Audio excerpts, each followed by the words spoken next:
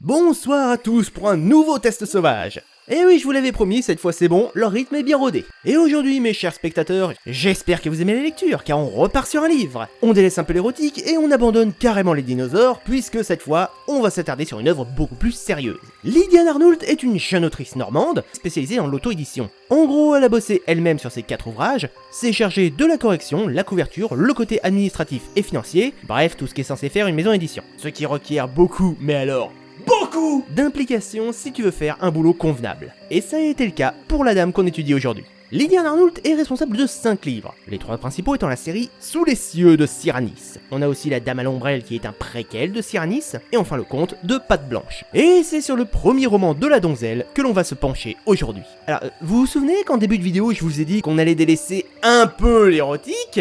Non, c'était pas une erreur de formulation. L'histoire est celle de Florian Danège, un adolescent adepte du violon qui se voit rapidement domestiqué, j'ai pas d'autre mot, par un succube. En d'autres termes, un démon femelle qui se dit « Hey, son âme a l'air super agréable, et si j'en faisais ma chose ?» Oui, littéralement, c'est l'histoire d'un ado de 15 ans qui se fait violer par une femme mûre.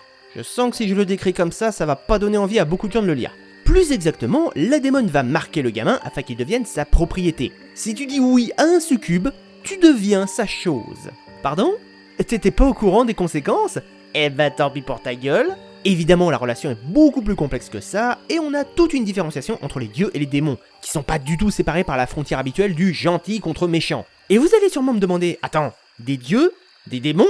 C'est de la fantaisie ? Alors, oui et non. Toute l'histoire se déroule sur Cyranice, qui est une planète où la magie, les divinités et les entités démoniaques sont connues et plus ou moins acceptées. Sauf que contrairement à un univers de fantasy classique, on se trouve dans un monde où la technologie est arrivée à un niveau à peu près identique au nôtre, voire même légèrement supérieur. On a un équivalent à Internet, le réseau informatique mondial, on a les tramways, ce genre de choses, donc d'une certaine façon, on aurait plus affaire à de la science fantasy qu'à de la fantasy pure. Maintenant, le livre est-il bon ? Oui, évidemment qu'il est bon, s'il était pas bon, j'en parlerai pas. C'est un excellent roman qui sait se focaliser sur ses personnages et leur évolution, et qui en même temps a le mérite d'être plutôt novateur au sujet de son intrigue. On n'a pas de grands méchants censés être une menace pour le héros ici. On est vraiment sur une recherche de perfectionnement, d'apprentissage pour le protagoniste et le fameux succube. C'est une histoire qui a réussi à ne pas tomber dans le piège classique des romans surnaturels, en sachant aller au-delà du principe de séduction. Après, le roman a-t-il des défauts ? Malheureusement, oui.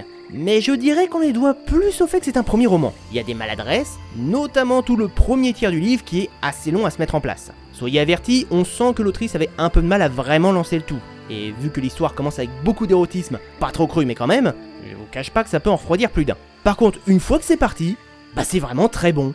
C'est un peu comme un diesel en fait, faut laisser à l'histoire le temps de chauffer. Les caractères s'affirment, les descriptions s'améliorent, etc.